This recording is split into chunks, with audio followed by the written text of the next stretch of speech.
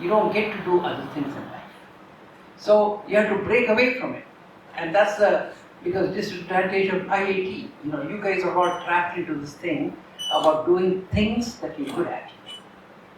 But that's not enough, right? I mean, a life is, if you want to lead a complete life, you have to be good at lots of things.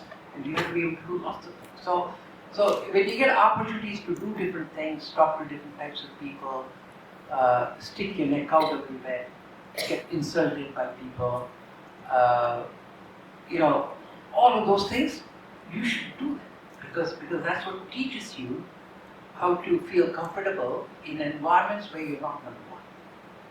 Otherwise, you can't handle it. It just becomes debilitating. Right?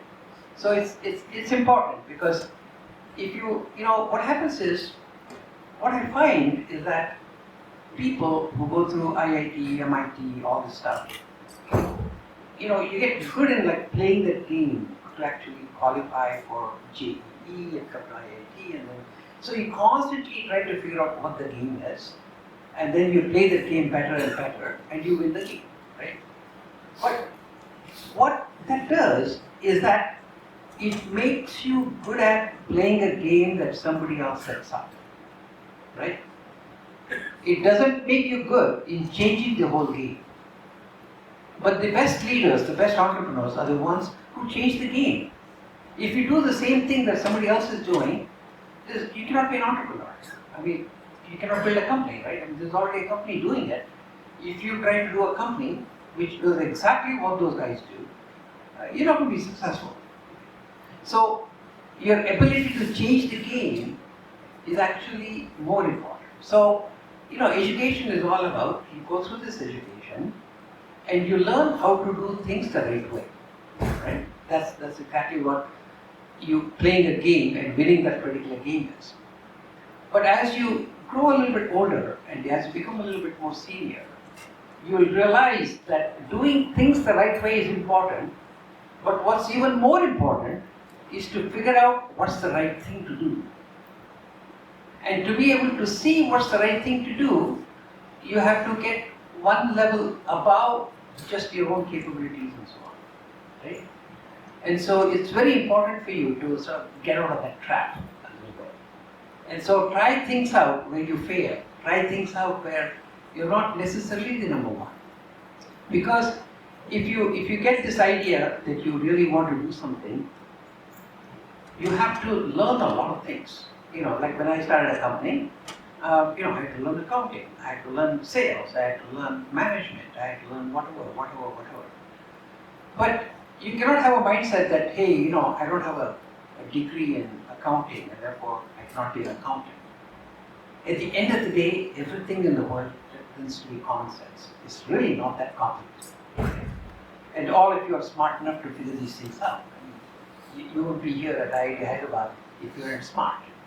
So I think opening up your minds to lots of different things and becoming a little bit more well-rounded, together with all the intellectual depth that you have, because you're already, you know how to work hard, you know how to do lots of things and so on.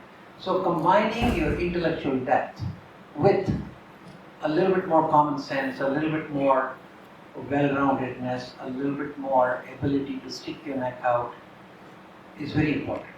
And if you want to become an entrepreneur, what's important, what does an entrepreneur not have? An entrepreneur does not have time, he doesn't have money, he doesn't have resources. And so what happens is that you have to be extremely focused to actually get through all these different hurdles that you have to get through. So you have to get very, very, very narrowly focused and say, what is it that I have to do to live past this week and then next week? And it all boils down to cash flow, right? If you want to start a company, it's cash flow, it's having money. Having money is a little bit like gas, petrol. Petrol is a car, right? It's like driving a car, and it's like going from gas station to gas station. But if you're crossing Rajasthan or some places where the towns and the gas stations are far away, you need to make sure that you have enough gas to get to the next gas station. And so you very judiciously have to manage your resources, the gas, so that you can actually get to the next gas station to get some more gas, right? Wherever the cash is available. If ever you get stuck on the way somewhere, the game is over, right? Your company will go bankrupt. And so, getting very focused on what's the right thing to do at any given time becomes very important. So that one little thing that you have to do, you may not have done it before. But you cannot say, hey, that's not my job, or that's not what my expertise is. You have to learn quickly what that thing is. Go talk to other people. You don't have to know everything in the world. You can use lots of other people in the world to actually learn and solve these problems and so on. But you are the guardian of which problems to solve. Right? Does that make sense? Yes. Okay. So let's see if you have any questions. Yeah. So I have a question. You are coming from a very different generation. I come from a very different generation. So the problem that you solved on those times were very different, and the context is also changed today. So how do you suggest? What is your suggestion that what should be our approach to take those problems on and solve them? Did everybody hear it? I think I was In the back? Yeah. So the context was very different when I was becoming an entrepreneur versus being an entrepreneur now. What is different? What's different is that it's a lot easier for you than it was for me, right? Because when I was becoming an entrepreneur, even in Massachusetts, Boston, which is where I live right now, there were hardly 4 or 5 entrepreneurs, right? So entrepreneurship was not a common thing. Incubators were not common. Angel investing was not common. Venture capitalists was not common. So it was like you had to figure everything out for yourself, right? So it was a lot harder. And entrepreneurship was not well known as a career. But for you, entrepreneurship is a career. I think, so some of you will be ready to do a startup right away. If you're Bill Gates or Mark Zuckerberg, you will not even complete your BTech, right? But that's not what everybody should do. A more regular path for most of the graduates would be, let's say you graduate and you don't really have a brilliant idea that you want to pursue, then you should go join a startup. Let's say a startup and you're the 100th employee. You work very hard there for 4 or 5 years, build that company and you learn a lot. Then you go join another company that has 10 people. And then it may take 3 or 4 years to build that company. At that time, you know a lot about startups, how to do things, and you have some experience behind you and so on. Then you're absolutely ready to be a founder. So different people may start their companies at different times. Some right after you graduate, some 4 years after you graduate, some 2 years after you graduate. But you should start your entrepreneurial journey. If you after you graduate, you may have an opportunity to work for a big company, and if that's what you want to do, you should. But if you want to become entrepreneurial, it's better for you to join a smaller company, because there you'll have a lot more responsibility. Working for a small company versus a big company, what's the difference? Big company is like being in a big ship, that QE2, a very large ship, and you're one of the passengers on that ship. Being in a small company is like being in a canoe. You know what a canoe is? It's a small little thing. Maybe there's 4 people, 5 people, 6 people, 10 people. And so the difference is, when you have a canoe, everybody in that canoe is responsible for the well-being of the canoe. If not everybody rows, and if they don't row in the same direction, the canoe is not going to go anywhere. It will sink and you'll die. So the level of responsibility that you get in a smaller company is a lot more. The experience is a lot more intense. So if you work in a small company for 3, 4, 5 years, it's like working for 20 years in a large company. And so if you want to be an entrepreneur, I think having more responsibility is more important than having more income. Sometimes bigger companies may pay you more. And if that's what appeals to you, you should do that. I'm not saying I'm not passing a value judgment and saying one is better than the other one, but working for a smaller company and gaining a lot of experience and then leveraging that to become the entrepreneur is a good way. And entrepreneurship for all of you is going to be a career path. It's not really, the world is going to change very dramatically. I mean, the world has already changed so much, let's say in the last 10 years that you can remember, right? And the rate at which things change will only accelerate. And when things accelerate that fast, each of us have only two options. Either you grudgingly accept the change, or you willingly lead the change. And the people who lead the change are the entrepreneurs, right? Because there has to be somebody who is bringing about the change. So the entrepreneurial opportunities to lead the change are just going to increase more and more and more. So I think most of the economic studies show that the world needs about 80 million entrepreneurs. So there will be some very large companies and mostly smaller companies that are very innovative, right? So there will be lots of entrepreneurial opportunities for you, and so entrepreneurship becomes a career path. And so you may be successful in the first 5 years, 10 years, 15 years, 20 years, what does it matter? It becomes a career path. And you'll do okay and you'll have a fantastic amount of fun. Does that make sense? Yeah?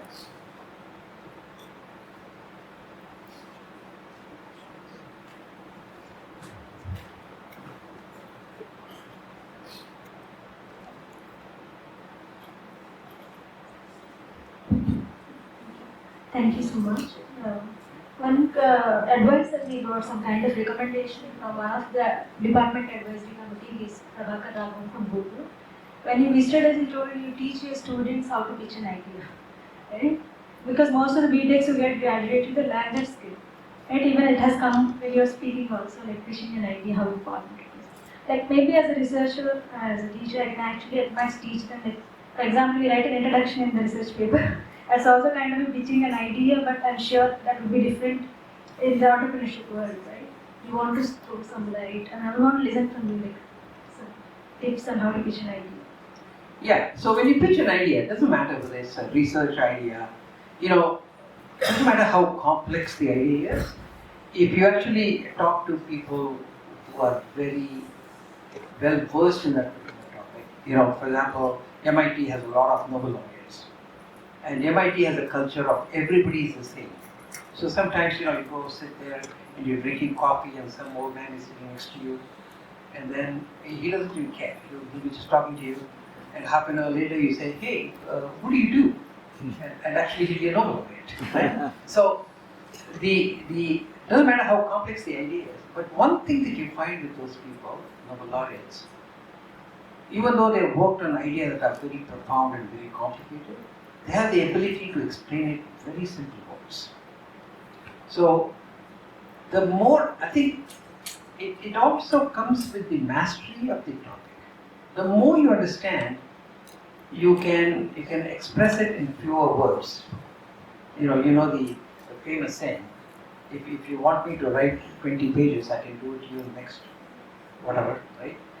If you want me to write in 2 sentences, I have to think about it a lot. So I think number one is the audience. Who are you talking to? What are they interested in? And what appeals to them? And then being able to summarize everything succinctly is very important. So I think one of the things that you should do, I'm sure IIT Hyderabad is starting a lot of incubators and everything else, is to have these pitch contests. For example, University of Michigan have been to their pitches. They have a 1,000 pitch contest. So 1,000 students actually come up to the stage and pitch their ideas. Not that any of them will actually become companies, but they just have to pitch the idea. And then the best idea gets maybe, $5,000 or something like that.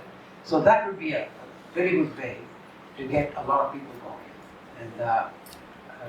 And we do the same thing. I do a program called E for All, Entrepreneurship for All, for the bottom 20% of the population in the US. and these are unemployed people and so on. So we start with pitch contest. And it does two things. Number one, it gets people to come to the stage and have the strength to be able to articulate what their idea is. But more than that, it'll inspire a lot of other people. So what happens is, these unemployed communities that we go and start companies, once somebody, their friends, neighbors, cousins will all come, and when they listen to this pitch, they say, "Oh, is this all there is to it? I can do it too." And next time we'll see those people come to the stage, right? So I think it's something that I'm sure IIT Hyderabad can start. It's not a very expensive thing, and it can be run by the students. All you have to do is to get a bunch of judges, and then just have a pitch contest. And people will learn how to do it themselves. Thank you, sir.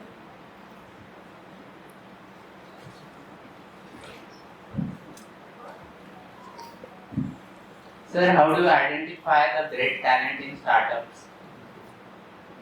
Well, that's a very good question, because ultimately it's the team that decides whether you're going to win or you're going to lose, right? And the saying in the venture capital world is that when you fund, you always fund an A team, a B idea, but not a A idea and a B team. Why? Because it doesn't matter what idea you start with. It's very rare that idea ever becomes a company. It'll go through a lot of changes and so on. And the question is the team able to navigate through those changes? So having an A team is very important. But your question is, how do you put that A team together, right? And so, first of all, you have to make sure that the other people are just as passionate as you are about your idea, right? They have to show the same level of commitment and perseverance and wanting to stay with it and make it work and all that stuff. Usually it's a good idea to have complementary skills. You don't want to put a team of 3 and all the 3 engineers, right?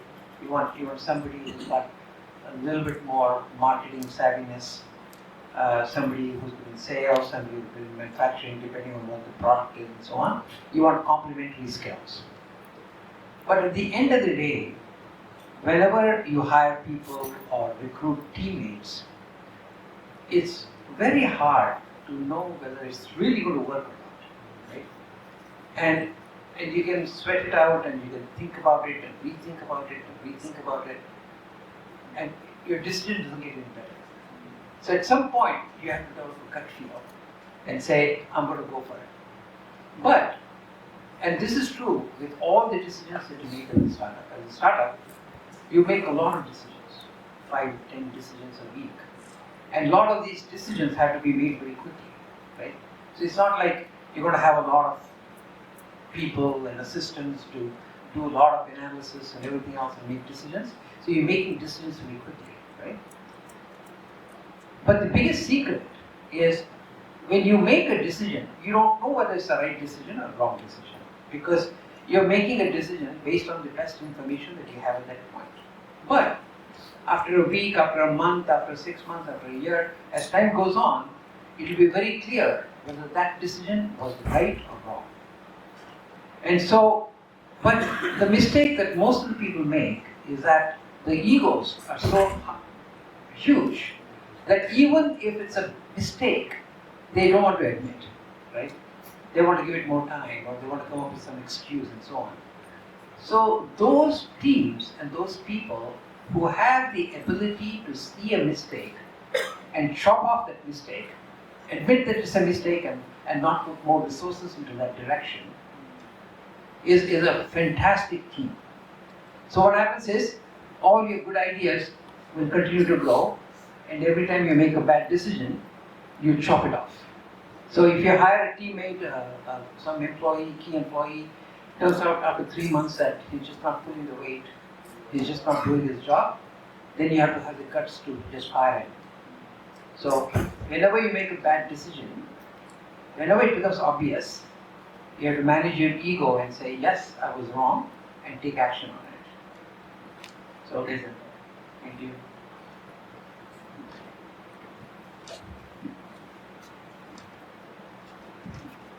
Hello, sir. How to get clarity when you have multiple ideas recurring, and how do we know when to stop analyzing and finally commit to build one?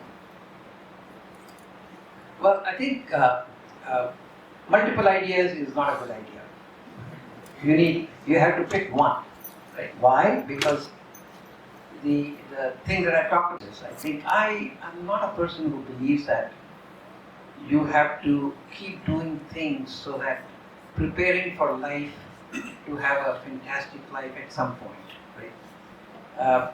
Because what happens is a lot of times I see those people who say, well, maybe I should go abroad, get a degree, I should get married, and then I should have a good kid, and then, oh, but the kid has to get educated, they have to graduate, oh, I need grandkids. So you're always like trying to shoot for the next thing.